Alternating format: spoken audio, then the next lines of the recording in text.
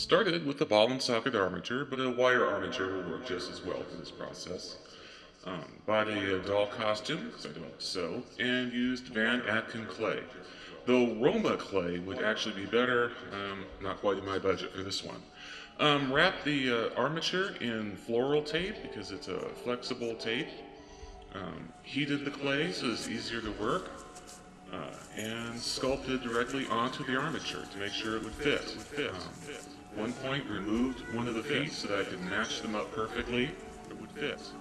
Lining them up and building up on top so they'd have a little bit more leg. It would fit. And at this stage, just kept measuring as I would go to make sure that the foot would fit back on. Continuously making sure that they would fit. Be the same size. And then sculpted on detail.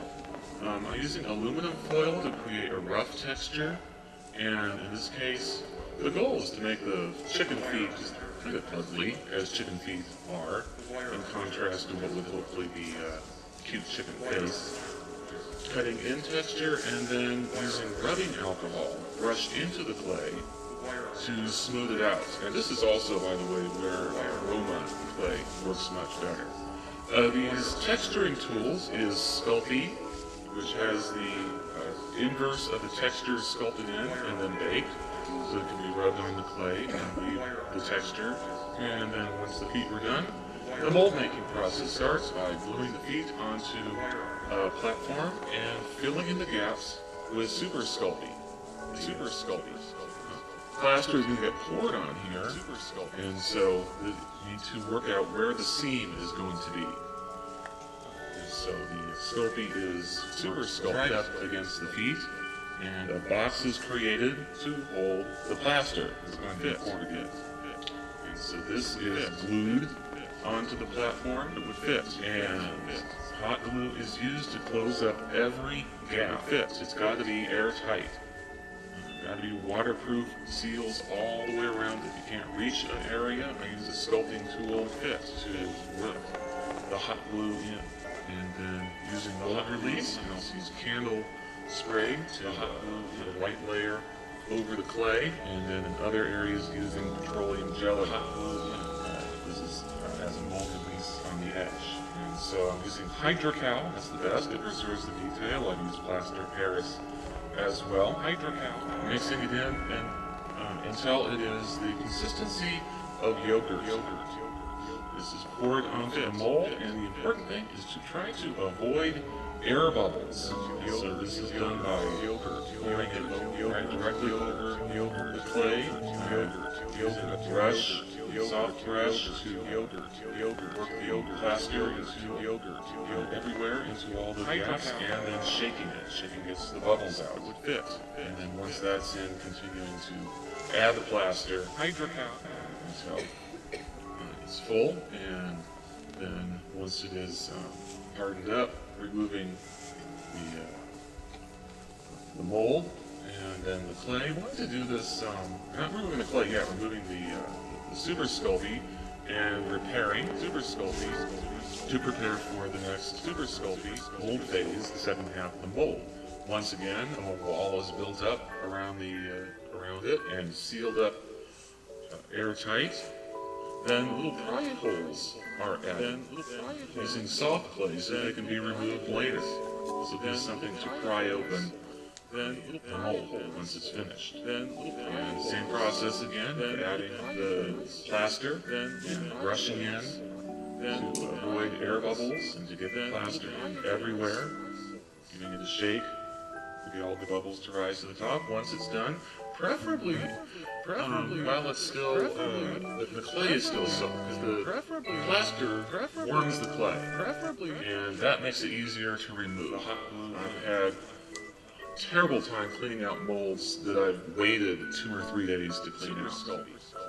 After washing the mold, cleaning it up really good, I mix some paint to the color that I want, and then add rubber latex. The rubber latex is then brushed into the mold, layer by layer. The thin layer first, because the first layer has to make sure that there's no air bubbles. So you do this one extra careful, extra thin, to make sure it's going to dry properly.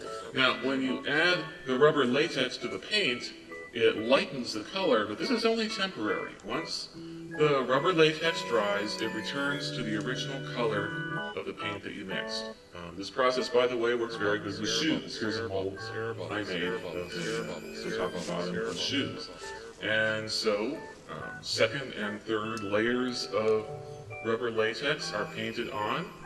It's a long process. It's mostly the drying process. Once it's thick enough, adding the armature for the feet, the toes. I want to be able to animate the toes flopping around the feet. So I'm adding wire armatures into the toes, and that's epoxy putty. You'll animate the toes flopping together. And then with the rubber latex added to the edges for the feet. The mold is closed up with some weight on the top. And then once that's dry, this is carefully open, and the feet removed. That's epoxy putty holding the feet, the toe wires onto the armature. The flange is trimmed off, then using super glue, in this case Zap-A-Gap, for the feet. So first to close up the gaps, and then using rubber latex to fill in the gaps, trying to eliminate the seam as much as possible. When a slit is cut for the tie down, not a hole, because then the slit goes up, the foot is on the top, and then you can see the bottom of the feet in action. Then working on the head, I've got a piece of balsa wood at the core to keep it lightweight. And then after layer of clay, work out where the eyeballs are going to go, or the fuse, or the stand-in eyes. I don't mind that to get damaged in the mold making process. On the top, putting on the beak fairly early on in the main parts, just to see where everything is going to go. And again, using texture tools. A principle here is that everything should have a texture. You should give everything a texture, because everything will have a texture. Even if you do a light texture, like in this case just using a toothbrush to make it rough, because if you don't apply a texture, the texture will be by default hand-sculpted clay. And if that's not what you want, then you should add at least something. Then, in this case, I was adding a light feather, then texture, then texture there. So then add everything has texture. And once it's done, then making part, then the top part to mold separately, and then building up clay all around the edge to where the seam is going to be. Determine where the seam is. Usually just halfway through the head, so that the mold can be pulled out easily. And rather than having a straight edge running along here, I am following the line of the feathers. This, I believe, will help hide the seam once the rubber latex has to be connected again. We'll see if it works. As with the feet, I am building up walls along the edge, closing it up airtight, so that the plaster won't leak out. There's the petroleum jelly along the edge. I did spray it with mold release. And in this case, instead of filling it and having a big, heavy mold, once I have got the plaster covering the beak with no air holes, and it's set up a little bit, I've sculpted the plaster over the beak.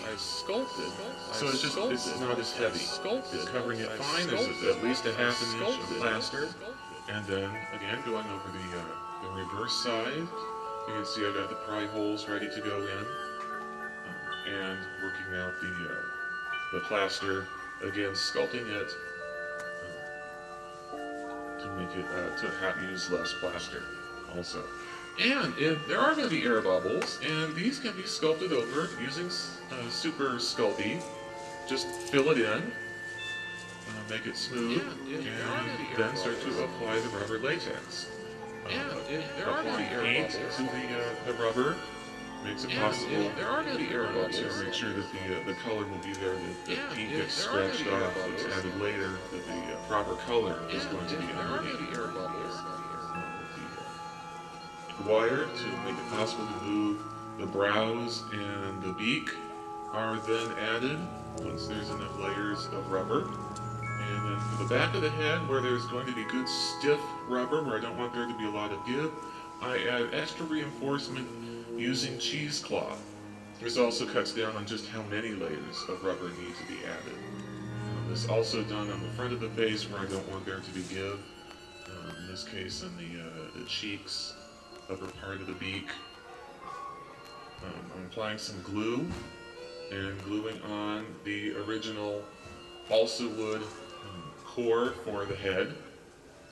Adding some padding to the back so that it will butt right up against the back of the head, because I don't want this part to go rattling around in the head. Later I can add some padding to fill it in as well. And rubber latex to the edges to sort of glue both sides together, and then eventually duct tape had to get into this project somewhere, using it to secure the whole together. Once it's dry, using the fan again, making sure it's really dry. The bones in the back take the part. The face is always difficult to pull out. You just gotta be patient, gotta work with it, work in tools to pull out. And once it's out, cutting away the flange, cutting away all the parts of the rubber that aren't supposed to be there, to the back, and then once they're all off, all the seams are glued together. Difficult to pull out. I'm using tape to just to hold it together once it's glued, and again using duct tape to difficult to close up some really big gaps in some areas. It's not permanent. It doesn't have to permanently hold it together, because again, remember latex back, you come to the back, to the back, to the back, to start sculpting the thick rubber latex. Difficult to pull out to look like the feathers. Rubber that aren't supposed to be there. The tongue is a separate piece from a separate mold that's added rubber that aren't supposed to be there. With some wire in it, and rubber latex used to connect it. I'm not concerned about the color here because I'm going to paint the entire inside of the mouth. Rubber that aren't supposed to be there. The wattles came from a separate mold, and they are attached and secured using the rubber latex with a little bit of red paint added. Again, it will dry the same color. The comb got its own separate mold so that it would have no seam, and also it was made especially thin, just a few layers of rubber so that it could bounce around easily using a wire armature. Difficult to pull out. Fit. It's inserted with some extra foam added to fill in gaps. Shape. This is then added to the top, secured in tight, and glued on, and using rubber latex to secure. Also using the rubber latex to make link shapes, all separate. Brush directly onto some plastic eyes so they will come off. For painting, mixing the color that I want first, and then adding just some rubber latex. All the paint that goes onto here has to be have the rubber latex added, or it will crumble off. Using a dry brush sort of method here, we're adding the darker colors and wiping it off so that the darker colors will remain in the gaps, and then using some yellow to replace the top. And then working through painting all the different parts to add the color, and then the dry brush. The dry brush approach, adding on some paint and then wiping it back off again, brings out the texture. Shows off the texture that you added, the rough edges that grabs the raised parts. Okay, so we're building up the puppet body. First, building up some bulk using cotton batting strips from quilt making. Giving it some the main part of the body so that we'll keep it lightweight.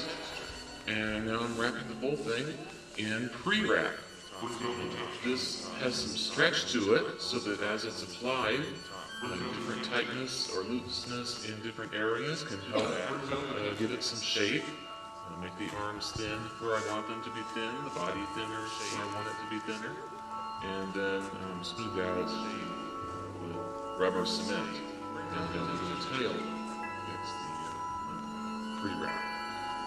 So this is just a dress fitting, seeing how it's going to work. I'm going to make sure that the dress fits tight. If it doesn't, go back and add some more foam, because I don't want any give on this dress. Otherwise, it's going to shatter during the animation.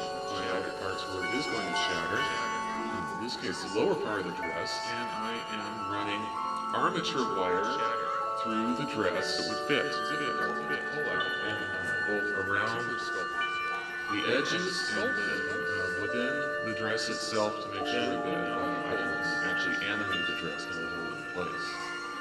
Using craft feathers, cutting them down to size and gluing them on. Again, using rubber cement. This is just a final layer to have a real texture. And this approach here can also be used with fur and hair. The hair can be cut off material and applied. This is how the dog and hair. The hair can be cut off method on the material, and then using spray adhesive, because now you can see that just the feathers on their own and hair shatter endlessly in the animation process. So I'm using some spray adhesive material to hold it down. And then finally, with all of those parts created, the dress comes on. And the final thing to make sure is that everything is on tight and secure and doesn't have any give to it. And hair, the hair, all the arms and legs have to move the way you want them. The head cannot have any rattle to it. It has to be on there tight. The eyes, they have a hole drilled into them, can be animated using a pin and hair around the eye sockets. Can be well, that was a lot of information for 17 minutes. There are books written on this subject, again, to a lot more detail, but hopefully this was enough to get you started and to come up with ideas for your own stop-motion puppet.